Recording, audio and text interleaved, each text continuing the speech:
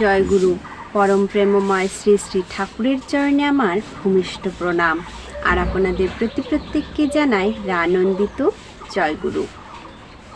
আমরা সব সময় টাকার পিছনে ছুটে চলেছি। টাকা ছাড়া আমরা আর কিছুই বুঝি না।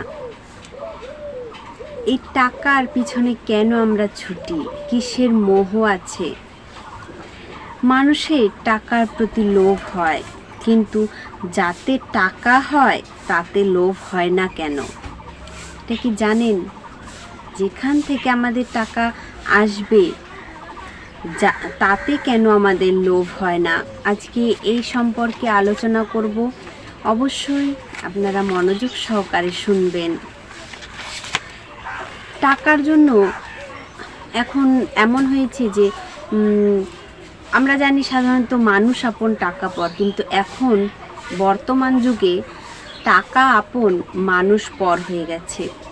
আর এই পর কেন হয়েছে? শ্রী শ্রী ঠাকুর কি বলেছেন? কি করে আমরা মানুষকে ভালোবাসতে পারবো টাকার পিছনে না ছুটে? আজকে এই নিয়েই কিছু আলোচনা করব। মানুষের টাকা না থাকলে কিছু হয় না। টাকা না থাকলে সে যেমনই হোক কেউ পোছে না তাকে। আবার টাকাওয়ালা যে সে যেমনই হোক তাকে সকলেই খাতির করে। শ্রী শ্রী ঠাকুর বললেন, কথা তো তা নয়, আপন বোধে যে ব্যবহার আসে তা যদি না থাকে, মনোমুগ্ধকর অভ্যাস ও চরিত্র যদি না থাকে, তবে কি করে মানুষ আপন হবে? মানুষকে যদি মানুষ আপন করে নিতে পারে, তারা তো তাকে দেখেই।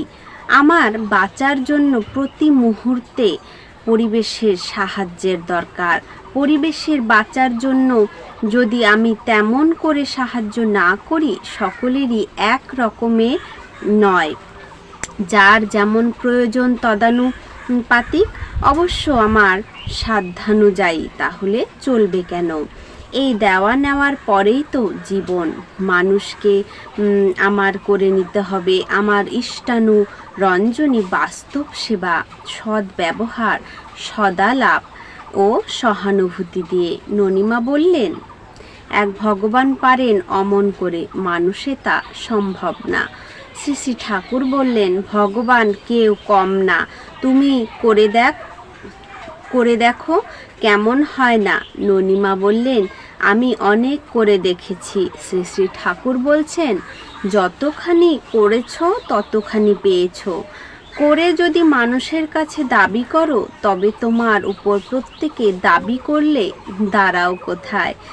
ননিমা বললেন, এক আপনার পক্ষে সবই সম্ভব। আমি হয়তো একজন সামর্থ্যবান, লোকের কাছে চাইলেও কিছু পাবো না। আবার আপনি একজন ভিক্ষুকের কাছে 20 টাকা চাইলে সে যেন তেন প্রকারেণ জোগাড় করে দেবে। আপনি চেয়েছেন এই আনন্দে সে পেরে যাবে।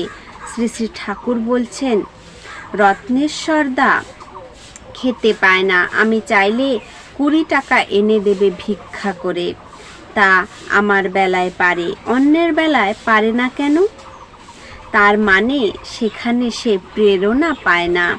তাহলে শেষ পর্যন্ত দাঁড়ালো, মানুষকে নিজের ব্যবহার দিয়ে যে যত সন্দীপ্ত ও সক্রিয় অন্তরাশী করে তুলতে পারে, সেই ততখানি সম্পদ হয়ে ওঠে তার কাছে। টাকা তো ফুরিয়ে যায়, মানুষ অনন্ত সম্পদের উৎস হয়ে রয়ে যায় মানুষের। টাকা কিন্তু সব সময় থাকে না, টাকা ফুরিয়ে যায়, কিন্তু মানুষটা সারা জীবন থেকে যায়। আর এই মানুষটাকে যদি আমরা চাই, তাহলে কিন্তু আমাদেরকে টাকার মোহটা ত্যাগ করতে হবে।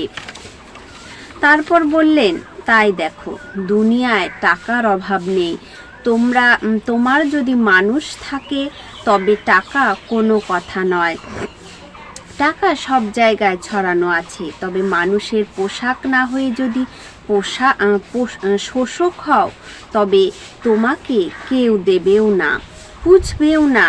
যারা দিল তোমাকে, তাদের প্রয়োজন মতো তুমি যদি সর্বপ্রকারে না করো, শুধু টাকা পয়সা দিয়ে নয়, সর্বভাবে তাদের প্রয়োজন যদি না মেটাও তোমার সাধ্যমতো, তাহলে কিন্তু তুমি অপরাধী হবে, নিজেরই ক্ষতি করবে। তাই টাকা আমাদের জীবনটাকে কিন্তু একদমই পাল্টে দেয়। বহিরাগত দুই দাদা জানালেন তাদের দুজনের মধ্যে টাকার জন্য বিদ্বেষের সঞ্চার হওয়ায় ইষ্ট স্বার্থের ক্ষতি হচ্ছে। শ্রী শ্রী ঠাকুর বললেন, টাকার জন্য বান্ধবতা খারিজ করবি কেন? টাকার চেয়ে মানুষের দাম অনেক বেশি। টাকা গেছে গেছে, তোরা পারস্পরিক সহযোগিতায় আবার কত টাকা করতে পারবি? উভয়ের পক্ষে উপজয়ী হওয়া, তাতেই তো সুখ। অযথা লোজার হোস না, হোস কেন, লোকসানে যাস কেন? তাই টাকা তো আসবে যাবে, কিন্তু একটা মানুষকে যদি আমরা হারিয়ে ফেলি, সে মানুষটাকে কিন্তু আমরা কখনোই আর ফেরত পাবো না। সে মানুষটাকে চিরতরে হারিয়ে ফেলবো।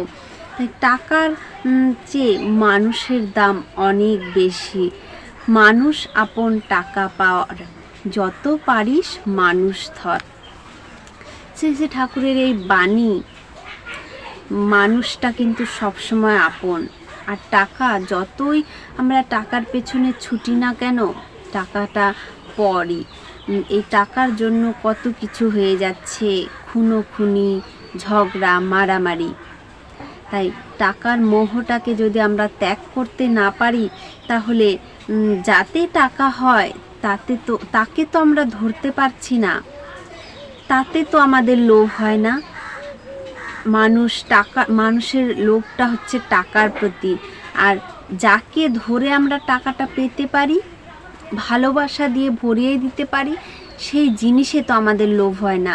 সেই ঠাকুরের প্রতি তো আমাদের লোভ হয় না, যাকে আমরা আঁকড়ে ধরে বাঁচতে পারি, যাকে ধরতে পারলে আমাদের টাকার মোহ ধীরে ধীরে কেটে যাবে, তেমনটা কিন্তু আমরা করতে পারি না।